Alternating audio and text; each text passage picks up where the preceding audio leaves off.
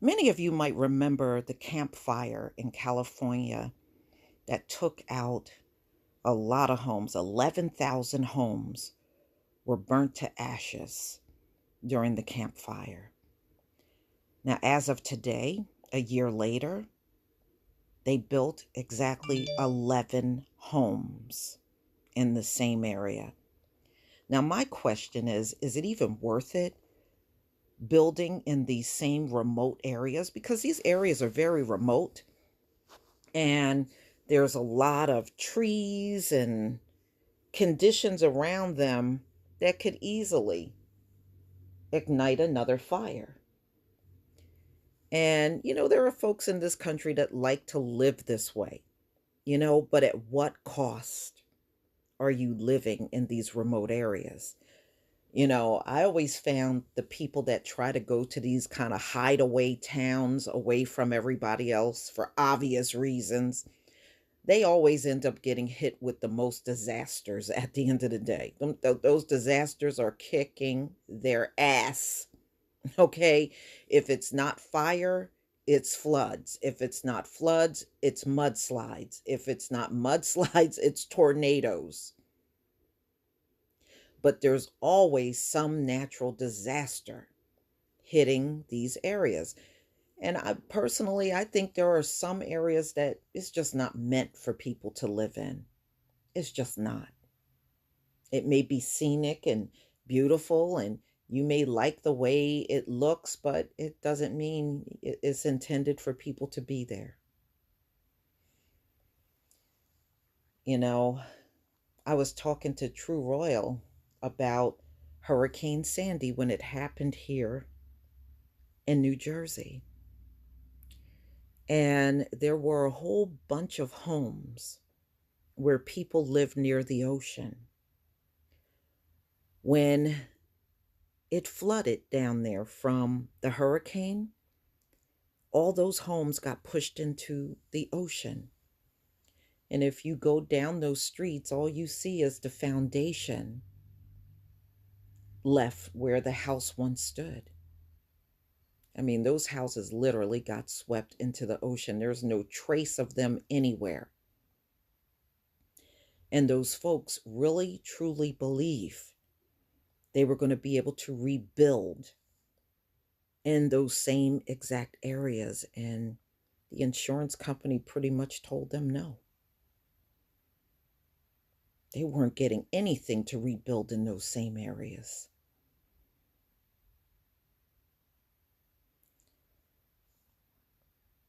And those homes did not get rebuilt either. So now the fires are still going on in California, and there's some new ones. And it's almost like California is burning and it won't stop burning. So we're going to get into this story, ladies and gentlemen, from NPR. Camp Fire destroyed 11,000 homes a year later. Only 11 have been rebuilt. And again, in the comments section, tell me what you think. Do you think these people should be rebuilding in those same exact areas? Now, I know even where Paradise is, they said the water is badly contaminated there. Those folks are living on bottled water the same way they are in Flint, Michigan. So, that being said, is it even worth them being back there if your water is contaminated? That's ridiculous, but some of these people, they want to go back to these same places. Should the government be helping them get back on their feet in these situations? I'm going to go ahead and play this audio from NPR. In Paradise, California, there will be 85 seconds of silence at 11:08 this morning. That's to mark the 85 lives lost in the Camp Fire that swept through the town 1 year ago today. The wildfire destroyed almost 19,000 structures and most of Paradise and its surroundings. NPR's Kirk Sigler has been reporting on the town's recovery and sent this update. When the inspector comes, he can see that. The sun is setting at a construction site on the ridge, as locals call it. Towering pine trees with their bark still black from wildfire are lit up in orange. And Chip Gorley and some buddies are about to open cans of IPA to celebrate some rare good news. Here we go. I'm stoked. This is a good day for me. The foundation inspection passed, and they can start putting up the walls on Gorley's new home here on the exact site of where he lost everything in the campfire. It was one of those things, it's my home, I'm coming back. Like most rebuilding here, Gorley remembers it all. The exploding propane tanks, that moment he thought he might die during a chaotic evacuation. But despite that trauma, he never doubted he'd move back and that Paradise would recover. It'll come back. It'll just be a slow grow. As to, when it'll get back to where it's half the population, I don't know. But I know a lot of my friends have already moved out of state. To Oregon, Idaho, Texas. At one point, the campfire displaced some 50,000 people from this ridge in the Sierra Nevada foothills. It was estimated as the most expensive disaster in the world last year. Just removing the debris cost $2 billion. The federal government is paying for about 3/4, including $200 million in direct aid to victims. More than 11,000 houses burned to the ground in Paradise alone. And so far, only 11 houses have been rebuilt.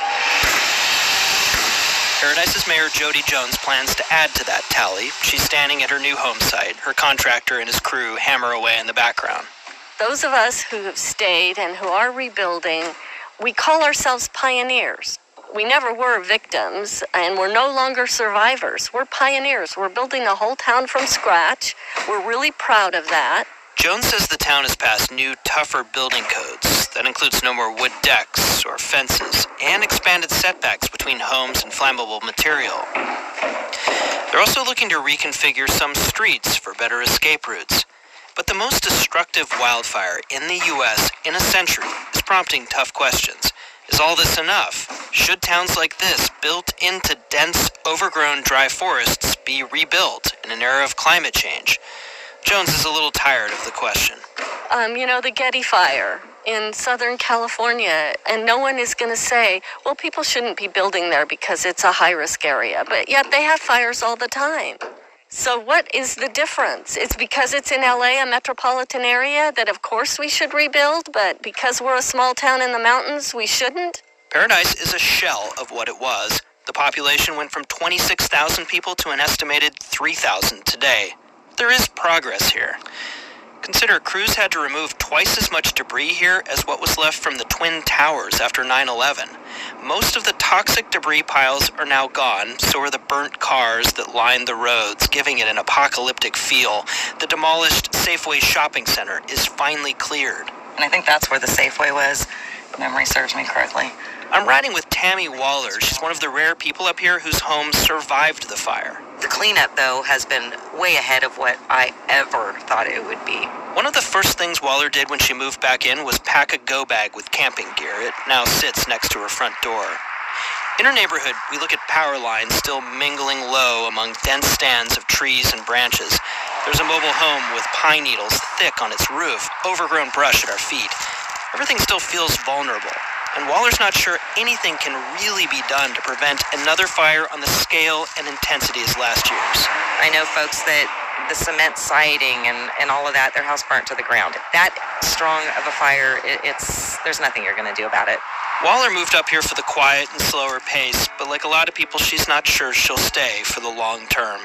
Kirk Ziegler, NPR News, Paradise, California.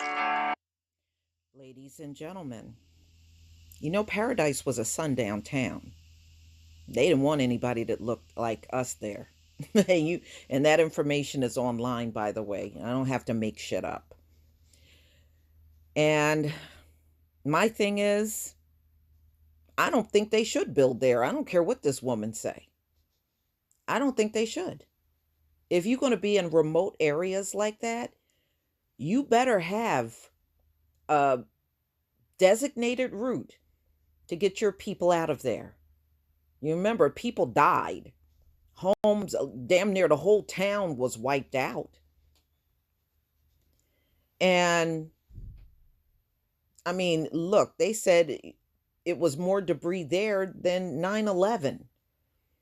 Is it worth it? I don't think it's worth it.